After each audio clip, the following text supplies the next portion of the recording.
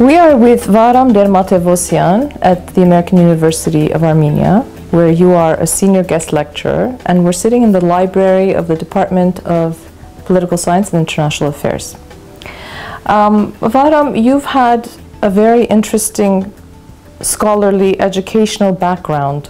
You've studied in many different countries, and now you also teach a course at Yerevan State University, and I think you do 100 other things at the same time. But you are also a specialist today, and you're a highly regarded specialist in Turkish studies in Armenia. So how is it that one becomes a specialist in Turkish studies? This is one of these frequently asked questions that I that I have a ready answer, but of course in this case I'll try to be more explicit and try to explain why I've chosen this road. Back in 1998, when I was on my I was about to graduate from Yerevan State University. With a degree in history. In history. I always had this question in my mind. Why are we stick to the history of Turkey so stereotypically? We need to understand and discover Turkey from inside. Right.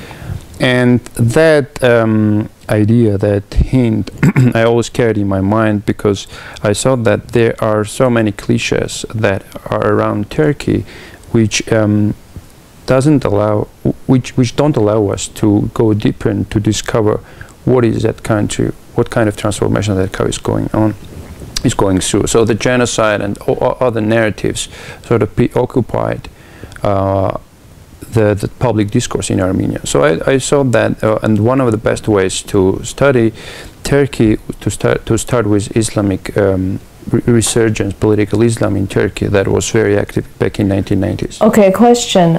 Today at Yerevan State University there is the Department of Oriental Studies, which Turkish studies, Persian studies, and Arabic studies. Did it exist when you graduated with a degree in history? Yeah, yeah. It always existed. Yeah, and then I wrote my bachelor degree final thesis on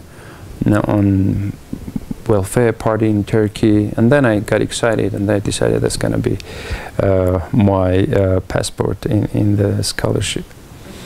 And then I decided to continue. My monograph was published, and I keep writing on the ideological construction of Turkey in the 1990s and 20s of the 20th century, and also more current issues, the political rise of Recep Erdogan, his political career, more on just development. And you did this for your bachelor's thesis? No, back then Erdogan was in jail, so and but he was a rising star. I mean, it was evident that he is not going to backpedal. He is going to stay in the politics, and there was an increasing demand for him, and also the Istanbulites just loved him because of the way he governed Istanbul when he was governor of Istanbul, the mayor of Istanbul. So I was more than sure that Erdogan was going to stay in politics, and he did, and he's in the power more than 10 years now. Yes, that's how I stick to it. So after you graduate with your bachelor's degree? I did my I did my master's degree in East and Southeast Asian studies. I did my master's thesis in Sweden. Sweden was on Indonesia, the Islamic factor in the foreign policy of Suharto, the former president of Indonesia. I spent in Indonesia quite a long time and doing your research for your thesis. I did my field work, interviewing all kinds of Islamic So how was that for you? I mean, I'm assuming you were born and raised in Gyumri, yes, which is Armenia's second largest city.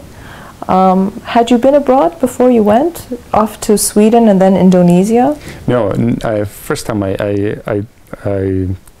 took a plane. It was in 2000 when I was going. That was the first time you were on a plane. I was going to Sweden. And you went full throttle, right? I mean, you went all the way to Indonesia. Yeah, I went to Sweden. I spent a semester there, and then as a part of the program, I had to spend a certain period of time in Indonesia. It's interesting for me, the cultural shock and the vast differences that you must have experienced. there? The first so-called shock was at the university, because after Yerevan State University, it was my first experience abroad, and the first interesting story was about academic writing. Okay, let's not talk about that. There's a lot we can talk about. Yes, so that was my interesting encounter with the Western education system. Yeah, I worked hard. It took me like 3 months to figure that out, and I think, judging from the results, I did quite well. But then I also read that you studied at Berkeley, or you're a Fulbright scholar, yes, and at the University of Bergen. I mean, so where did you do your PhD then? It's at the University of Bergen in Norway, which is the second largest city in Norway. A lovely place to go and study for young people. And then, because my sons were born in Norway, and so you were married at the time when you got married, and then you moved to do your PhD. And then afterwards, I went to Berkeley as a Fulbright scholar. I spent a wonderful time in the Bay Area. It's a lovely place for scholars, and the Armenians there were very supportive. I gave many public lectures there, so the community there got to know me very well. And I enjoyed my time in the U.S. You know, you look like you're 25. You know that. I'm thinking all these things you did, and you have two sons, and they're how old? They're 9 and 8, and today's eldest son's birthday. Oh, what are their names? Tigran and Haik. Tigran and Haik, nice.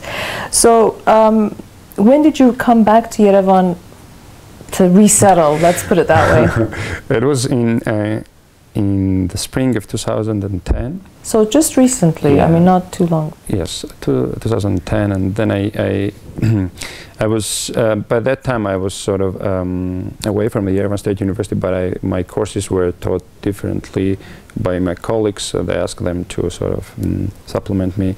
And then I was looking for any kind of affiliations with the American University of Armenia, and luckily the American University of Armenia open-heartedly accepted me, and I enjoyed my time here. I have been teaching. Well, I know because my daughter graduated last year from AUA, and you were one of her professors, and she spoke very highly of you during the time that she was in your course. And I know that you also assisted her with her master's thesis, which was on Turkey, obviously, because yeah, you know, when she graduated high school and she had to decide what field she was going to go into, and you know, I thought, you know, she's my daughter, so she's brilliant, of course, and so she comes home one day and she says she's going to do Turkish studies, and I was like, pardon me? I said, why?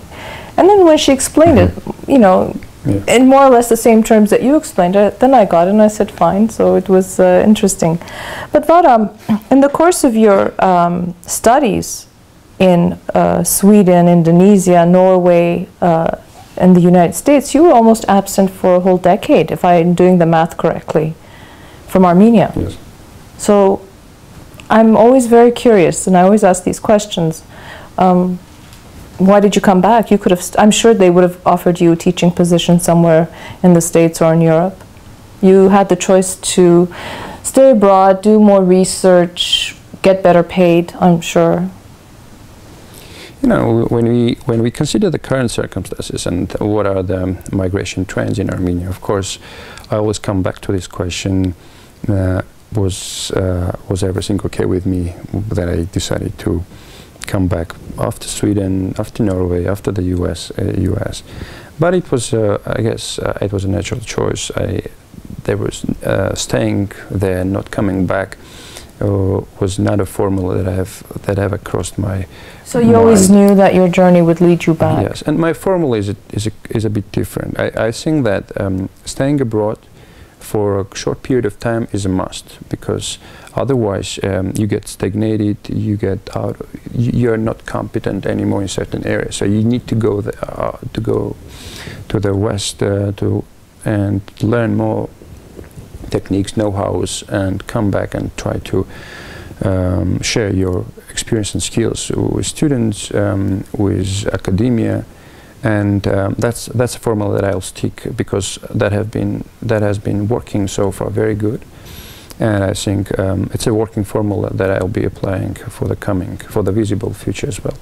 Just by living in Armenia, obviously, we know a lot of young people who, after doing their undergrad work, will go abroad and continue their education at a European or American university, and then come back with that extra knowledge, and not only the actual scholarly knowledge, academia, but it's life experience, to see how other societies live, how other students live, the challenges that people face, because in Armenia sometimes we're so insularized. We sometimes think that everything that's bad happens here, and we don't realize that a lot of bad things happen everywhere, unfortunately. So I think that experience that people like yourself and the younger generation today are doing is a great plus for Armenia. It is a great plus, but I do see an increasing trend that more and more young students are aspiring to have another master's degree while acquiring the first master's degree. They think that in the job market they are not enough qualified. For instance, this year I've wrote 45 recommendation letters. I've tried to. You must have a standard formula. You just change. No, but I'm trying to be very personal, individual in each case, because each student has its particular sort of. Yeah. So I'm trying to be very unique in each case, and I wish them very luck. But there is one condition that I write. I mean, don't cross ever the line that you'll think that you're not comfortable in Armenia, because I want them to be part of change. I want them to make that change, because being away and complaining about the situation is not the shortcut. It's not the shortcut to solution. It's not the shortcut to the way out. So I always encourage them. Of course, you have to study abroad. Of course, if you have decided that it's your choice, I really encourage them to go and study.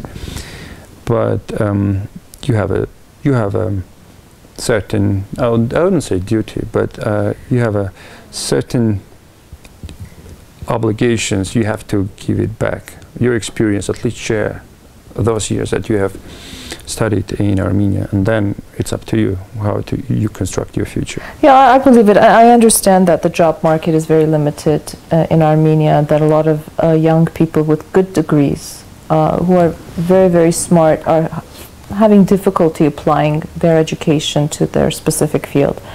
But you know, life teaches you that oftentimes you have to be flexible and do something that's different from what you've actually learned.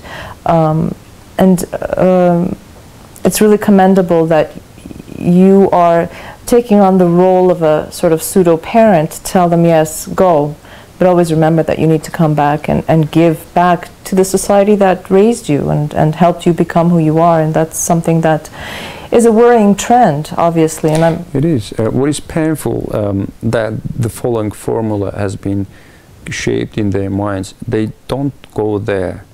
They don't want to go outside, and they don't want to go abroad to study. They want to build their future. Yeah. This is something tremendously mind-blowing. You know, they want to build their future. It's not just for education. It's just not for temporary purposes. They want to build the future. That's something that is so painful to observe. So that's why I understand, of course, their choice as well. But I'm having difficulties in trying to rationalize the choices that they're making in the long term. Yeah, because you're also the father of 2 boys who will be growing up and going to university, and you will be having to confront those questions later on in your life too, I'm sure, because it's a societal thing. It's not specific to, you know, specific segment. Everybody's thinking along those lines, so it's important that we, as the older generation, help them to see that Armenia is a viable choice for them, and to give back and help this country become empowered and a better player in the region than we are today. Yes, sure. Well, Vahram, you know, being a specialist or an expert in Turkish studies, I would like to very briefly, if we could, talk about, you know, Taksim Square. How do you assess the situation that's taking place in Turkey in recent years even? Who are your contacts there? How do you get information? How do you really understand what's going on in the ground? First of all, I frequently travel to Turkey because I have very good colleagues teaching at different Turkish universities, and also I'm doing my field work quite regularly.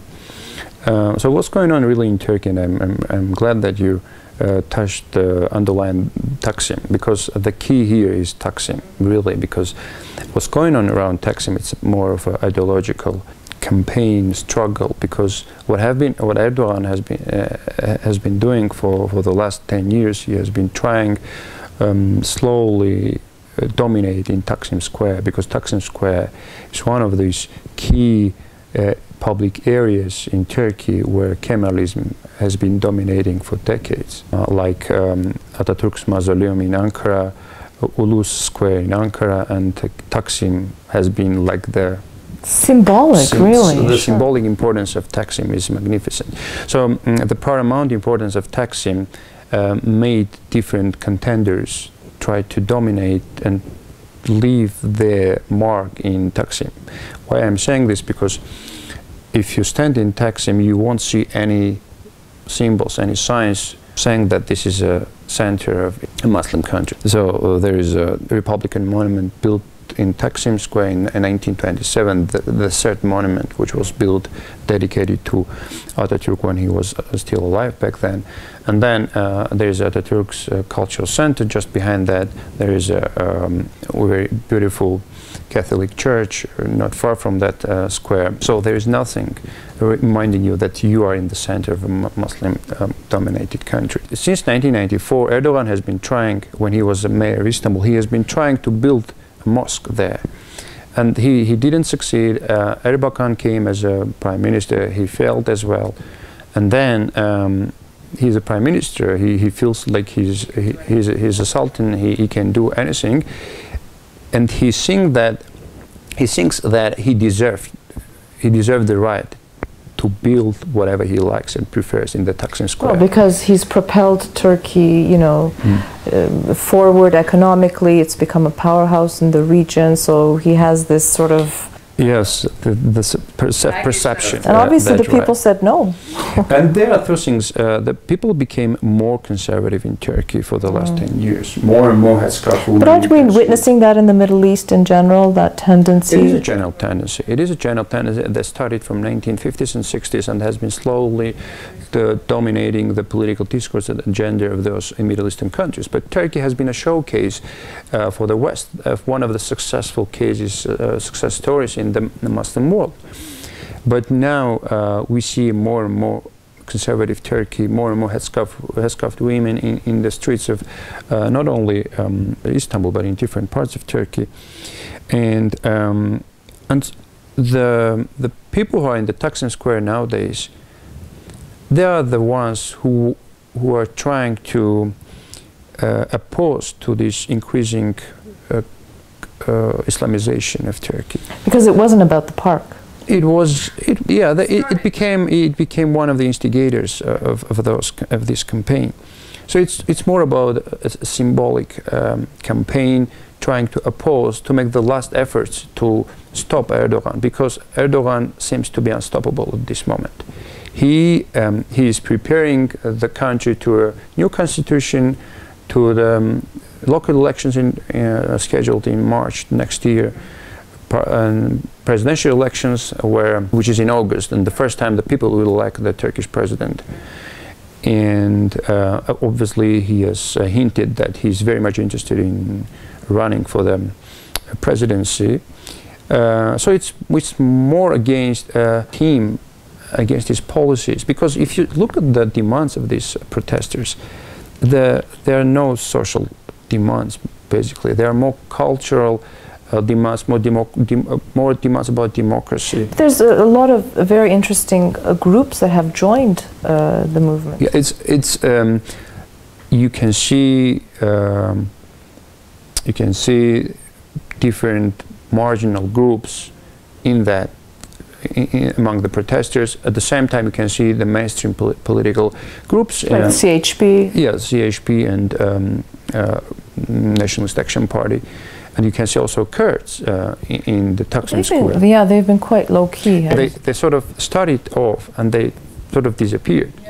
It's very interesting because Kurdish majoritarian deputies have been elected from this Taksim Square, and they were there, they protested, and they were around. But you could still see the flag of the Kurdish party, which is now in the parliament. So it's a very interesting process. It's a message that Erdogan has to get and draw lessons. And to address, yeah. Yeah, sure. But Erdogan has a very peculiar style of management. He has been trained to be a preacher, and that skill he has been using very efficiently, professionally, for all the years that has been. Well, that's why he seems so charismatic. That's where his, for his values are for anchored. the audience. He just loves to be in front of the audience. He gets energized against the audience, in front of the audience. So that's how I think for the coming years. Of course, this is something that he was not. The timing was not appropriate for him, because the July 1st is a deadline for the Constitutional Commission to draw a new draft of the Constitution. Obviously, they were not going to make it because it's just a couple of days left. Then he'll pick the plan C, because the plan A and B have failed. So plan C is that he'll make a coalition with Kurdish party, most probably, and they'll try slowly to push forward the constitutional referendum, and probably Turkey will go into the fourth republic. So if we weren't convinced before, we're convinced now the importance of having experts in this field in Armenia, because everything that happens in the region will either directly or indirectly affect what happens to our country as well. So thank you for that brief sort of information about what's going on. And is this one of your recent books? It's yes. Islam Türkiye'yi hasaragagan kalkagan kyankum. So Islam in Turkish social and political life, which you've published, which I'm sure will be an interesting read, and I believe that my daughter had used this for her course studies. So what are the plans for you? Basically tonight I'm leaving for Switzerland at the University of Freiburg. I'm planning to finish my next book, which is about Kemalism in Turkey, the evolution of Kemalism in Turkey during the whole Republican period. I'm hoping to publish it by the end of the year. The University of Bergen has copyright, so I hope it will be published there by mid-2014.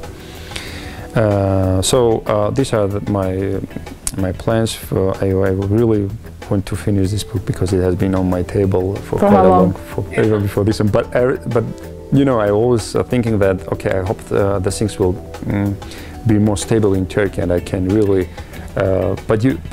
Turkey is a country that you never get bored. Constantly flowing. You never get bored. So I was hoping that the things that are going on around Kemalism will be more and more stable, that I can observe. But I think that I cannot wait any longer. So I have to write. Well, because if you keep waiting for the events to die down, it's never going to happen, is it? Exactly.